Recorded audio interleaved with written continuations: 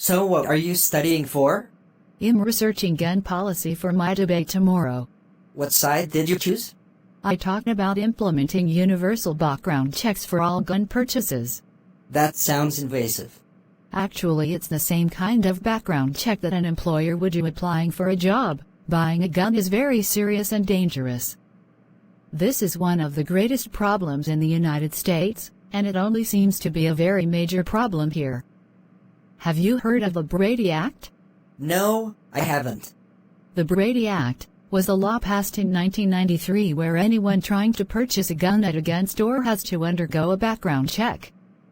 Unfortunately, this only applies to buying guns at a gun store, not private sales.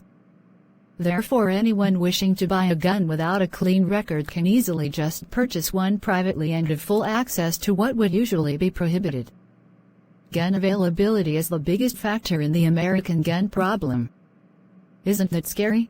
That is a little concerning, but it still seems like it's infringing on our Second Amendment to bear arms. Why shouldn't I, an American, not be able to buy a gun while having to go through a lengthy background check? The average time it takes for a background check to complete is 107 seconds, and they are accurate 99.3 to 99.8% of the time. Anyone who should be able to get a gun will get one, and anyone who shouldn't won't. You know what else? In 2019, a shooter in Midland, Odessa, Texas, failed a background check at a licensed firearms dealer and just purchased his weapons online. 7 people were killed. Wow, that is pretty scary. I guess I do see your point. Anyone who can already get one won't have to worry, right? Exactly. This will only keep everyone safer. But what about people buying guns off the black market? You're right, background checks can't stop that, but no matter what, they will reduce gun violence. There are still a large majority of people with violent records who may not buy a gun at a gun store in that moment to do harm, but because of their past tendencies they end up using it wrong, or it ends up in the hands of someone who will use the gun for harm.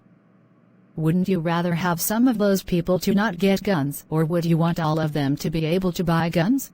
Okay, background checks are beneficial, I just wish there was a more effective solution. It seems like a very complex issue.